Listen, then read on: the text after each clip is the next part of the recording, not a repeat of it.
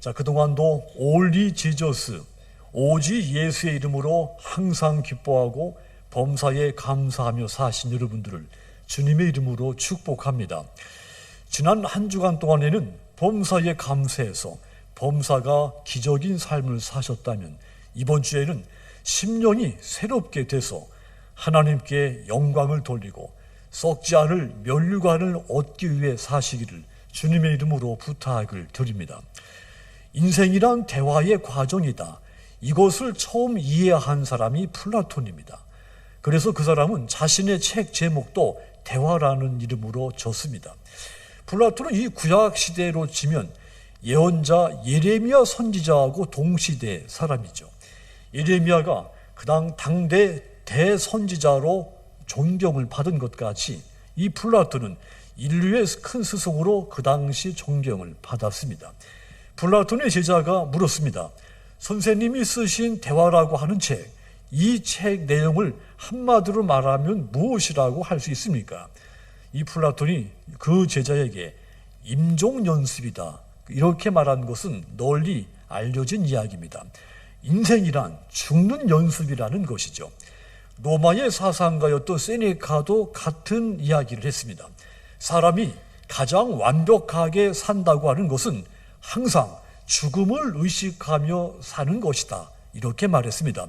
사람이 죽음을 늘 의식하고 살아야 인생이 좀 더 완벽한 인생이 된다는 뜻이죠. 고대로부터 현대일까지 많은 지혜자들이 인생을 완벽하게 살려고 노력했습니다. 그러면서 깨달은 것은 평소에 범사에 늘 죽음이라고 하는 것을 인식하고 살면 인생을 완벽하게 좀 더 살아갈 수가 있다, 이 사실을 깨달은 것이죠. 왜 그럴까요? 죽음을 늘 의식하고 살면 자신을 되돌아보게 되죠. 성찰하게 됩니다. 내가 죽은 후에 나를 어떻게 평가를 할까? 내가 죽은 다음에 나의 가족들, 친척들, 나의 지인들이 나를 얼마 동안이나 추모하고 나를 어떻게 기억을 해줄까?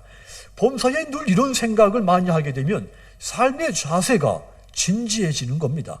인생을 가볍게 살 수가 없게 되는 것이죠. 그래, 그러면 내가 지금 이 모양으로 살면 안 되겠지. 싸움도 그만하고 이제 속이는 일도 멈추고 다른 사람들 괴롭히는 일도 이젠 그만해야지. 이렇게 마음을 새롭게 먹게 됩니다. 삶의 자세를 바꾸게 되는 것이죠. 그러면서 그의 삶이 좀 더 완벽해지게 가까워지게 됩니다. 우리 신앙세계도 똑같습니다.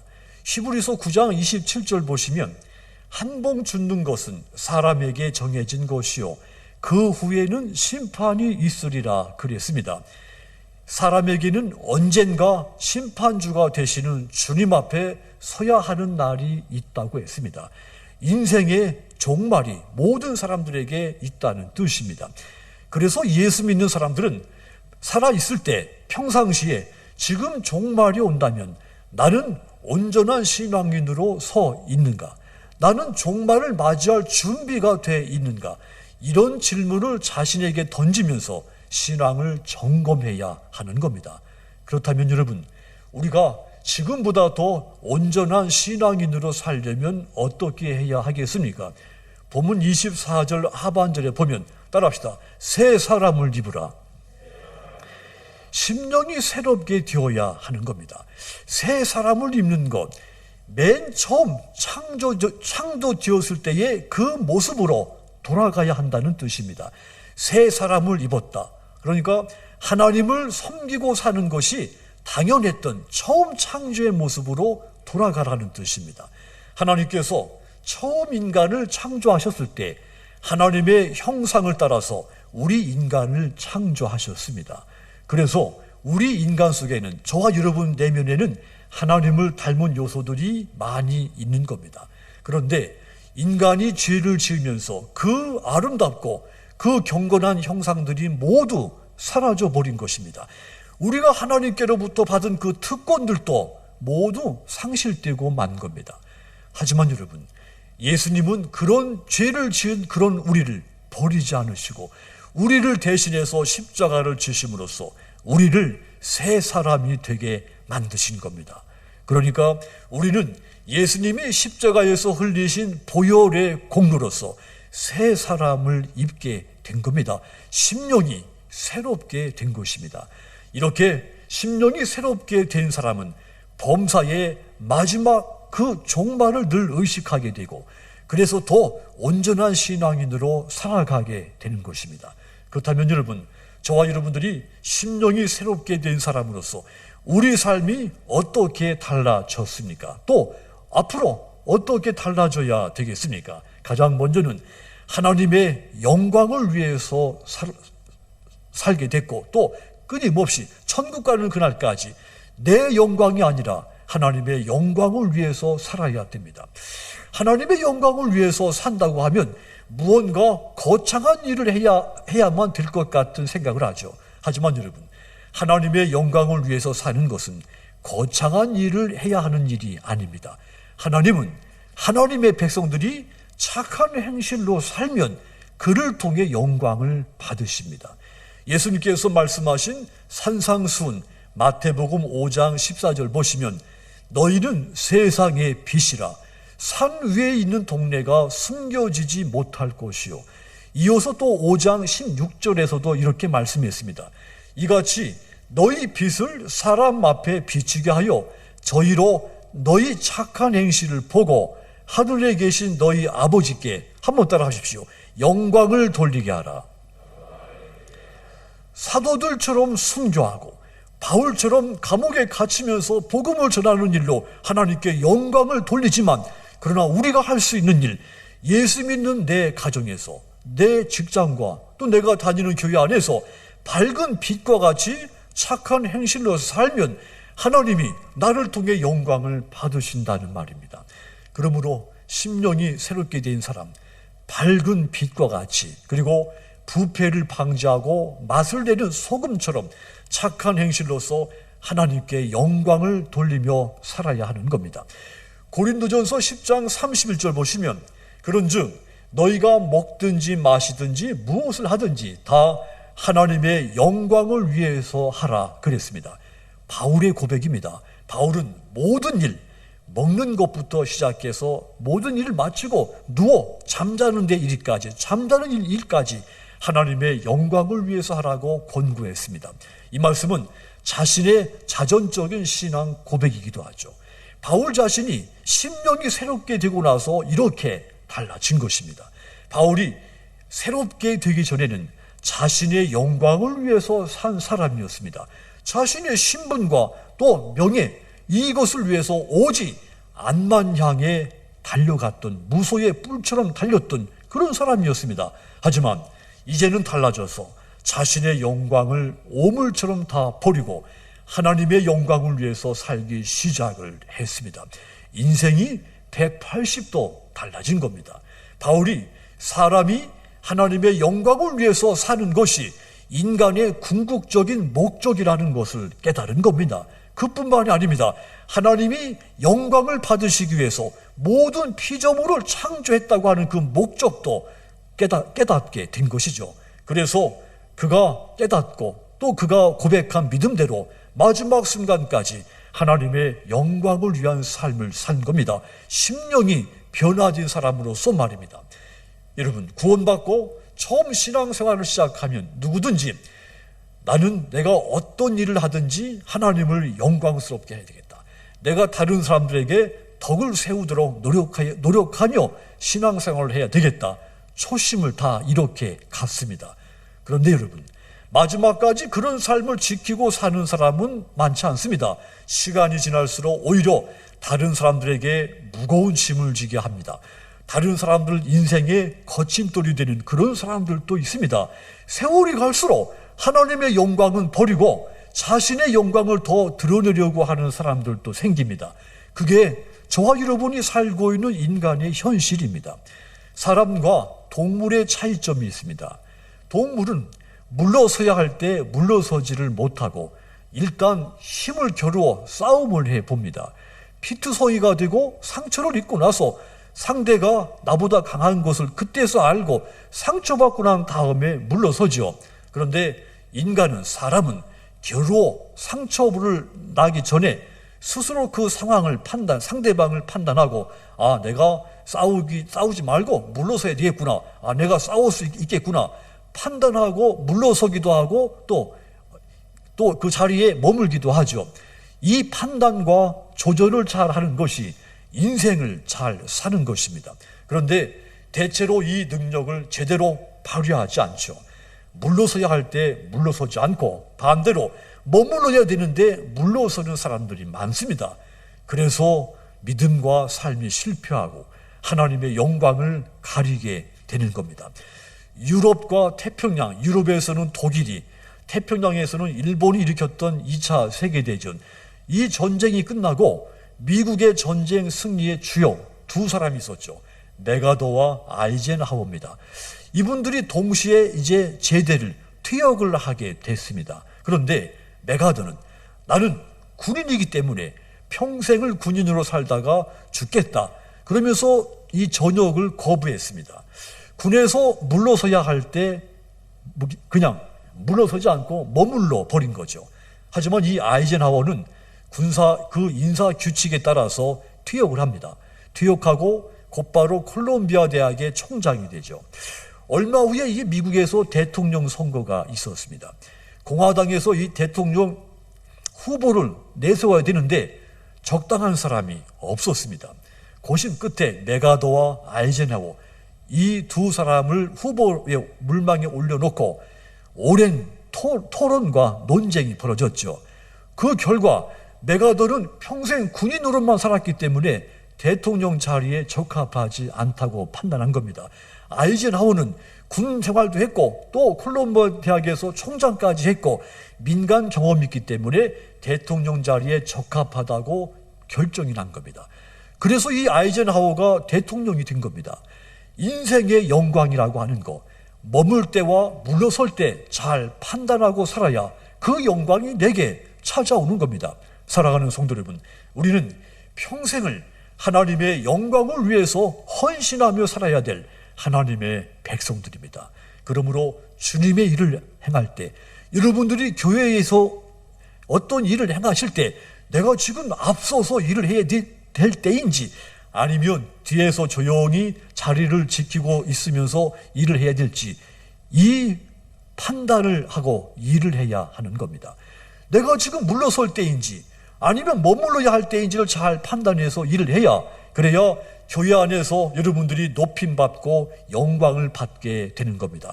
이 판단이 서지 못하고 거꾸로 물러서야 할 때 또 머물고 또 머물러야 할 때 물러서고 그러면 열심히 일을 하고도 영광을 높임을 받지를 못하게 됩니다. 그러므로 사랑하는 여러분, 심령이 새롭게 되셔서 착한 행실로 먹든지 마시든지 무엇을 행하든지 오직 하나님의 영광을 위해 사시는 믿음의 귀한 여러분들이 다 되시기를 주님의 이름으로 축원합니다. 또한 우리가 심령이 새롭게 되면 어떻게 달라지는가 하면 의와 진리의 거룩한 사람으로 달라집니다. 예수 믿는 우리는 거룩한 의의 사람들이 된 사람들입니다. 로마서 5장 19절 보시면 한 사람 예수 그리스도께서 하나님께 순종하여 많은 사람이 의인이 되었다 선포를 했습니다. 즉 우리의 의는 예수님이 십자가에서 하나님께 순종했기 때문에 주어진 전가된 의, 수여된 의인 겁니다. 그러니까 우리의 의는 내가 어떤 일을 올바르게 또 어떤 일을 아름답게 행했기 때문에 내가 스스로 의인이 된 것이 아니라 예수님을 믿음으로써 그 믿음으로 말미암아 하나님께로부터 받은 의인이 된 겁니다. 로마서 3장 22절은 이 확실한 증언이죠. 곧 예수 그리스도를 믿음으로 말미암아 모든 자에게 미치는 하나님의 의인이 차별이 없느니라. 하나님께서 정하신 의의 기준, 어떤 사람을 하나님이 의인이라고 인정해 주시느냐, 그 기준 다른 것이 아닙니다. 예수님을 믿느냐 믿지 않느냐, 예수님을 믿는 그 믿음이 의의 기준입니다. 예수님을 믿으면 누구든지 하나님으로부터 의롭다고 인정을 받는 겁니다. 오늘 본문 에베소서 4장 21절 24절 이 말씀은 한마디로 이 말씀 가운데 의와 진리의 거룩함으로 지으심을 받은 새 사람을 입으라. 이 문장을 주목하십시오. 의와 진리의 거룩함, 하나님의 형상대로 새롭게 창조함 받은 새 사람의 윤리적 덕목, 자질을 말합니다. 그러니까 새 사람이라고 하는 것, 의와 진리로 거룩하게 달라진 사람, 심령이 전혀 새롭게 변화진 사람을 뜻합니다. 에베소서 4장 25절과 30절까지도 이어서 보시면 예수님의 의와 진리로 새 사람이 된 사람은 새 사람답게 살아야 된다, 이렇게 권고하기도 했죠. 새 사람답게 사는 것, 마귀에게 틈을 주지 않고 또 마음속에 내주하시는 성령을 근심하지 않게 사는 것입니다. 이 말씀을 지켜내는 사람이 심령이 새롭게 된 사람인 거죠. 월남 이상재 선생님은 이에 모범적인 거울 같은 분입니다. 이 이상재 선생님을 잘 알 겁니다. 이분은 한국의 거인이기도 하죠. 무엇이 이분을 그토록 존경받게 만들었을까요? 권력과 물질, 명예에 현혹되지 않았기 때문입니다. 일제 식민지 시대 때 일본 그 총독부로부터 끊임없이 유혹을 받았습니다. 자리를 주겠다, 돈을 주겠다, 그런 유혹을 끊임없이 받았는데 끝까지 그 유혹을 견뎌냈죠. 받아들이지를 않았습니다. 그런데 이것보다 더 중요한 것은 말이죠, 그분이 믿음을 지키는 일에 있어서 끝까지 굴복하지 않은 신앙의 지조가 있었습니다. 식민지 시대 말기 때 많은 신앙인들이 일본의 천황 숭배에 굴복을 했습니다. 목사들까지도 일본의 그 신사 참배 앞에서 머리 숙이고 절을 했습니다. 하지만 이 이상재 선생님은 끝까지 신앙의 지조를 지킨 분이었죠. 자신이 믿는 신앙을 목숨을 걸고 버리지 않은 겁니다. 의와 진리의 거룩한 신앙으로 참으로 몸으로 산 사람이죠. 그래서 교회 안과 교회 밖에서 거인으로 존경을 받는 겁니다. 이분이야말로 심령이 새롭게 된 사람인 것입니다. 제가 총회에서 장로고시 행사 이제 진행을 많이 하는데 여러 교회에서 이제 장로 되실 분들이 시험 치르러 옵니다. 그분들은 내가 일일이, 목사님들이 여러 교회에서 오신 분들 일일이 알 수가 없습니다. 겉으로만 보고 판단할 수가 없는 일이죠. 그래서 이 교단의 목사님들이 장로 고시를 보러 오신 이 안수 집사님들한테 이런저런 질문을 합니다. 당신은, 집사님은 무엇 때문에 장로가 되려고 합니까? 그러면 대부분 이 안수 집사님들이 대답을 하죠. 어떤 분은 교회를 더 잘 섬기기 위해서, 또 어떤 분은 목사님의 목회를 잘 돕기 위해서, 또 어떤 분은 성도들에게 모범을 보이기 위해서 장로가 되려고 합니다. 이때 대부분의 목사님들이 그분들에게 권고를 합니다. 당신이 장로가 되면 지금 고백한 이 초심, 처음 마음 먹은 결심이죠. 이 초심을 버리지 마십시오. 처음에 결심을 버리지 말고 끝까지 천국 갈 때까지 이 초심을 지키십시오, 이렇게 부탁을 하죠.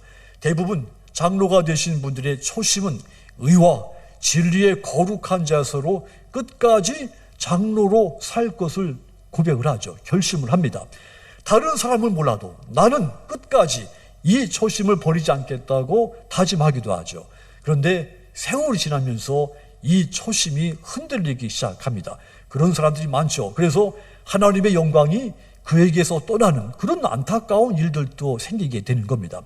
그래서 이 목사들이 장로가 될 안수 집사님들에게 초심을 버리지 말 것을 가장 간곡하게 부탁을 하는 겁니다.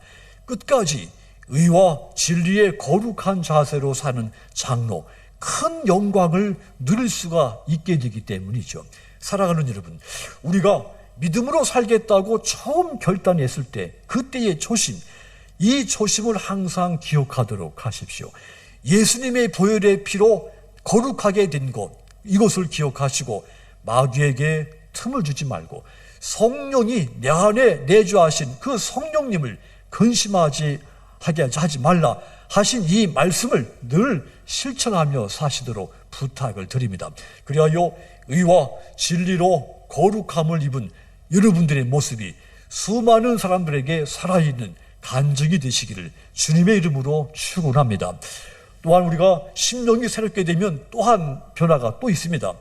썩지 않을 면류관을 얻기 위해서 살게 됩니다. 그 전에는 썩어 없어질 세상에서 주는 그 영광, 그 면류관을 얻기 위해서 사는데, 심령이 새롭게 달라진 다음에는 썩지 않을 면류관을 위해서 힘써 살게 됩니다. 생명의 면류관, 의의 면류관을 얻기 위해서 살게 되는 겁니다. 디모데후서 4장 7절 8절은 바울의 신앙 고백입니다. 바울은 은혜가 충만하고 심령이 새롭게 됐을 때 선한 싸움을 다 싸우고 달려갈 길을 힘써 달리고 믿음을 지켰습니다. 그랬더니 자신을 위한 의의 면류관이 예비되어 있더라고 하는 고백이죠. 그런데 나만을 위해서가 아니라 나와 같이 선한 싸움을 싸우는 모든 성도들에게 똑같이 이 의의 면류관이 예비되어 있더라는 뜻입니다. 고린도전서 9장 25절 보시면 이기기를 다투는 자마다 모든 일에 절제하나니 그들은 썩을 승리자의 관을 얻고자 하되 우리는 썩지 아니할 것을 얻고자 하노라. 운동 경기에 나서는 사람, 모든 일에 절제를 해야 합니다. 그런데 그들은 썩어질 월계관을 얻기 위해서 절제를 하는 겁니다. 하지만 예수 믿는 우리는 썩지 않을 생명의 면류관, 의의 면류관을 얻기 위해서 절제를 하는 겁니다. 예수 믿는 사람들과 예수 믿지 않는 사람들이 절제하지만 그 목적이 다른 겁니다. 김근영 씨의 간증집에서 젊은이 이야기를 읽었습니다. 이분이 이 병원에서 신부전증, 폐혈증, 한마디로 질병으로 사망 판정을 받은 겁니다. 그런데 그는 자기가 이제 얼마 살게 될지 이제 모르는데 그 얼마가 될지 모르지만 그 남은 인생을 다른 사람을 위해서 헌신하며 살 것을 결단을 합니다. 그래서 새방을 서울 변두리에다가 새방을 하나 얻고 행여병자들을 돌보기 시작을 했죠. 한 사람부터 시작해서 나중에는 120명까지 돌보게 됐습니다. 그래서 이 애덕의 집이라고 하는 간판도 걸고 이 버림받은 사람들을 끝까지 돌보게 됩니다. 자신도 죽을 날을 기다리는 그런 처지였지만 다른 사람들을 돌보며 산 겁니다. 그의 손에서 죽은 사람이, 유명을 달리한 사람이 40명이 넘는 것으로 되어 있습니다. 사람들은 이 김근영 씨를 작은 그리스도, 작은 예수라고 부르기 시작을 했습니다.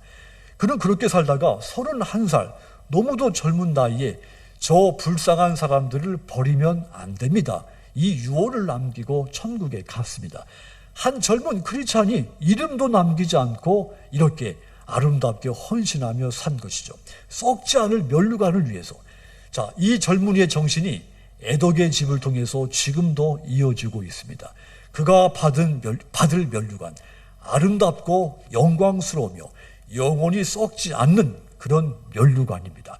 심령이 새롭게 된 변화된 사람의 인생을 이 젊은 이 김근영 씨가 우리에게 이 삶을 몸으로 산 증인으로 보여준 겁니다. 왜 우리가 예수를 믿습니까? 예수의 이름으로 구원받기 위해서 예수를 믿습니다. 그 다음은 무엇입니까? 나는 예수가 될 수 없지만 예수님을 닮을 수는 있습니다. 작은 그리스도, 작은 예수, 이 별명을 얻기 위해서 우리는 신실하게 예수를 믿어야 됩니다.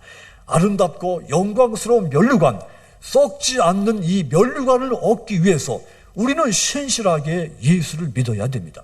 심령이 새로워진 사람, 이런 삶을 추구하기 시작하는 겁니다.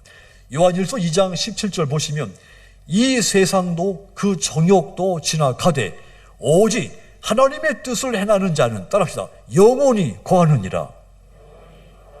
그렇습니다. 이 세상 모든 것은 지나갑니다. 영원히 존재하는 피조물은 없습니다. 우리의 생명도 끝이 있습니다. 하지만 여러분, 우리가 하나님의 뜻대로 삶을 산다면 우리가 영원히 하나님 앞에 남게 되는 겁니다. 이것은 심령이 새로워진 사람에게 주어진 나타날 열매이자 결말인 겁니다. 그러므로 주 안에서 심령이 새롭게 되셔서 썩지 않을 영원한 의의 면류관, 생명의 면류관을 얻으시는 여러분들이 모두 되시기를 주님의 이름으로 축원합니다. 사랑하는 성도 여러분, 심령이 새롭게 된 사람, 그들은 하나님의 영광을 위해서 살고 의와 진리의 거룩한 삶을 살고 썩지 않을 의의 면류관을 얻기 위해서 산다고 했습니다. 저는 바랍니다. 우리 교회 모든 성도들, 목사인 저를 비롯해서 우리의 유치부 어린아이들 이르기까지 이 바울같이 우리보다 먼저 믿고 먼저 천국과 믿음의 거인들, 선배들같이 심령이 새롭게 돼서 이 코로나 시대 가운데서도 오직 하나님께 영광을 돌리며 살게 되는 저와 여러분들이 다 되시기를 주님의 이름으로 축원합니다. 기도하겠습니다. 사랑이